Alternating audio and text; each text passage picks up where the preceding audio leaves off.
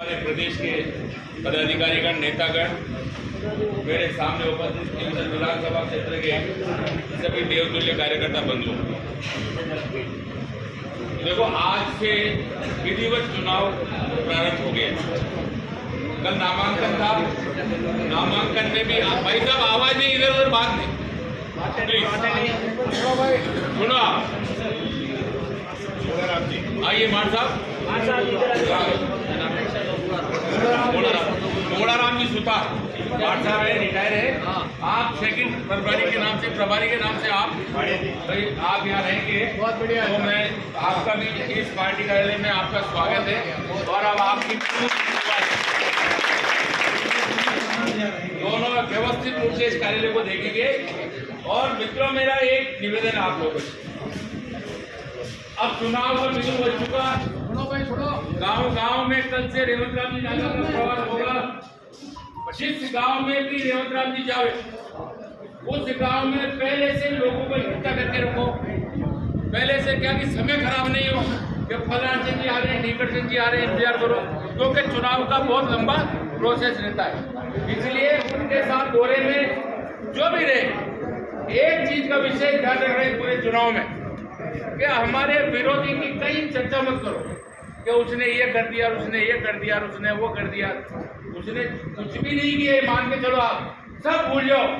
सिर्फ और सिर्फ रेवंत राम जी टागा के बारे में बात करो कि रेवंत राम जी टागा की हवा पूरी तेजी से क्यों सर विधानसभा में चल रही है, क्योंकि बहुत से लोग ये इंतजार करते हैं कि साहब किसकी हवा चल रही है, किसकी चर्चा ज्यादा हो रही है।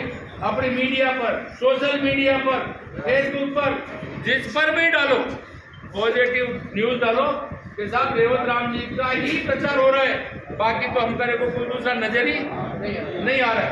कल की रैली ने भी साबित कर दिया कि खींवसर विधानसभा के जाबाज कार्यकर्ता अगर लगते हैं तो निश्चित रूप से परिवर्तन आता है।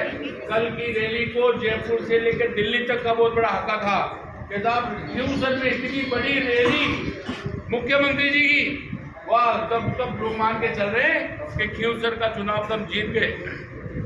इसलिए इस कार्यालय में नियमित रूप से आना। आप बाहर बैठ करके चाय पीते हो, कहीं घड़ी पर बैठ के चाय पीते हो, कहीं होटल में बैठ के चाय पीते हो, उससे अच्छा यहीं आओ, यहाँ बैठो, या आप भी चाय पियो, आने वालों को भी चाय पिलाओ, उनकी खातिरदारी करो। लेकिन इस कार्यालय में रौनक रहनी चाहिए, चहल पहल रहनी चाहिए। 100 आए, 50 गए, 200 आए, 300 गए, ऐसी रौनक बना के रखो। क्योंकि देखिए हवा से चुनाव भी बहुत फर्क पड़ता है कि किसकी हवा चल रही है। क्योंकि 5-10% वोटर ऐसा होता है जो हवा के साथ चलता है कि साहब को बाहर तो रेवंत राम जी को बाहर है, तो लोग रेवंत राम जी के साथ लग जाते हैं। पिछले चुनाव में क्या हुआ? पिछले चुनाव में यही हुआ कि साहब रेवंत तो जीतते को नहीं, अपने चुपचाप वाला वोट ट्रांसफर होगा। तो आपने तो हको ही रखो, तो जो हको ही मत रखो।